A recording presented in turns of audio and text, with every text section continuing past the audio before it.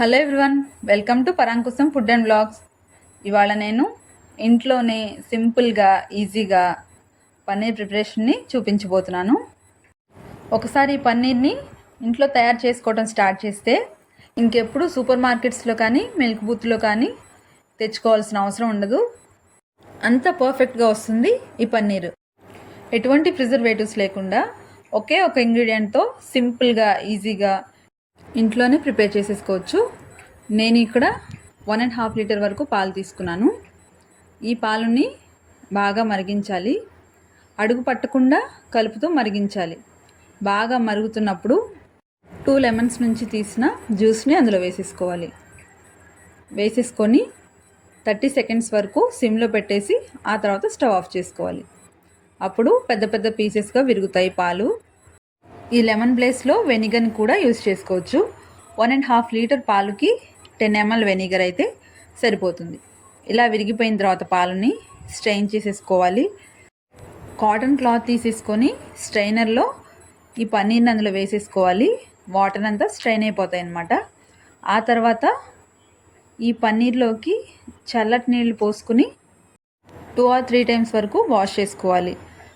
అప్పుడే మనం వేసుకున్న లెమన్ అయితే లెమన్, వెనిగర్ అయితే వెనిగర్, ఈ ఫ్లేవర్స్ సపరేట్ అయిపోతాయి అన్నమాట.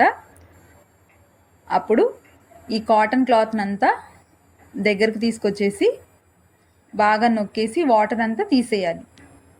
వాటర్ అంతా తీసేసిన తర్వాత గట్టిగా నొక్కేసి పైన ఒక ముడిలాగా కట్టేసేయాలి. అలా కట్టేసి స్ట్రైనర్లోనే ఉంచేసి పైన 2 to 5 kgs వరకు వెయిట్ పెట్టేసి 2 hours వరకు ఉంచేసేయాలి. అప్పుడు వాటర్ అంతా దిగిపోతుంది. 2 hours తర్వాత పన్నీర్ చూసారు కదా ఎంత బాగుందో.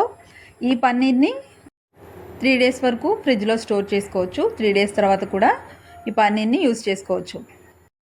ఫ్రిడ్జ్లో స్టోర్ చేసుకునేటప్పుడు ఆ క్లాత్ని రిమూవ్ చేసేసి ఈ పన్నీర్ని ఎయిర్ టైటెడ్ బాక్స్లో పెట్టేసుకుంటే మనం 2-3 డేస్లో ఎప్పుడు పన్నీర్ తీసి యూజ్ చేసుకోవాలనుకున్నా అప్పటికప్పుడు మనం పన్నీర్ ప్రిపేర్ చేసుకున్న ఫ్రెష్ ఫీలింగ్ అయితే ఉంటుంది.